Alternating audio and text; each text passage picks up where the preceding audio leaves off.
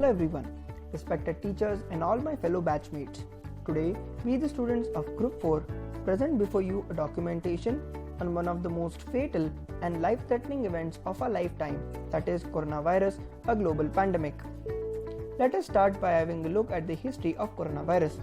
Coronaviruses were discovered in 1930s which are known to cause diseases in mammals and birds. Human coronaviruses were discovered in 1960s which cause lethal diseases such as Middle East Respiratory Syndrome, Severe Acute Respiratory Syndrome and COVID-19. COVID-19 disease is caused by SARS coronavirus 2. The first case of COVID-19 disease was reported in December 2019 in Wuhan, China. WHO declared COVID-19 as a global pandemic on 11th March 2020 after confirming cases in more than 100 countries. Let us have a look at the scenario of COVID-19 in the world. There are totally 17.9 million positive cases in the world, with the highest being in USA, Brazil, India, Russia and South Africa. India has a total of 1.75 million positive cases with a death rate of 3%. Maharashtra has the highest number of positive cases, around 431,000. Speaking of our state, Karnataka reported its first positive case on 9th March 2020. There are nearly 129,000 positive cases in Karnataka, out of which 57,000 positive cases are from Bengaluru urban. The major step taken to stop the spread of COVID-19 is the lockdown. Although we had to face a lot of problems. Farmers face the most difficulties since India's farm activity is at its peak from April to June. This will have a great impact on the India's rural economy. Thousands of people walked hundreds of miles to reach to their family due to lack of public transport. Daily wage workers faced a huge setback due to lack of jobs. According to the Center for Monitoring Indian Economy, the average unemployment rate reached to 23.5% overall. Coming to the pathophysiology of coronavirus, the virus has a simple structure consisting of the genetic material, envelope and protein spikes. This picture depicts the SARS coronavirus 2 under the electron microscope. This picture depicts the replication of coronavirus in the body, where it enters the alveolar cells, produces inflammatory reaction which causes fever and cough. COVID-19's damage is not only related to lungs, but it has an impact on the body's other primary organs such as heart, brain, intestines, kidneys and blood vessels. Coming to the symptoms of COVID-19, the major symptoms include fever, cough, difficulty in breathing, diarrhea, fatigue, headache, sore throat and chills. The most important question here is, can COVID-19 be caught from a person who has no symptoms? The answer is yes. Some reports have indicated that people with no symptoms can also transmit the virus. It is known as asymptomatic transmission. Most of the people, about 80% of them, recover from the disease without needing hospital treatment.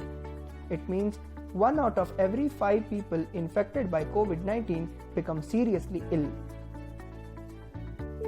People at higher risk of getting infected by COVID-19 are old age people, people with lung disorders, heart problems, cancer, children below 10 years of age, hypertensive patients, and diabetic patients. Coming to the tests for COVID-19, the first one is the rapid antibody test. In this test, the blood sample is taken to detect the presence of antibodies produced against the coronavirus. Next is the reverse transcription polymerase chain reaction. Here, the nasal or throat swab is taken to detect the presence of COVID-19 virus using the RT-PCR machine. Next is the rapid antigen test. In this method, nasal or throat swab is taken to detect the presence of antigens produced by coronavirus. It is used in the containment zones outside the conventional lab settings. Next is the TrueNAT test. It works on the same principle as that of the RT-PCR but with a smaller kit and produces faster results. Coming to the vaccine trials around the world, there are nearly 18 vaccine candidates from different countries like United Kingdom, Brazil, South Africa, Thailand, Russia, and not to forget, India. The vaccines first undergo preclinical phase where it is tested on the animals. Later, it enters the clinical testing with human trials having 3 phases. This picture depicts the working of coronavirus vaccine.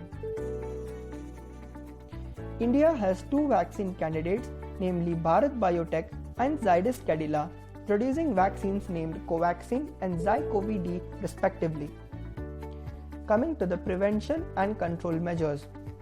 The primary control measures include washing our hands frequently, maintaining social distance, wearing masks, avoid touching our faces, covering our mouth while coughing and sneezing, seeking medical help at the time of emergencies, and most importantly, staying at home.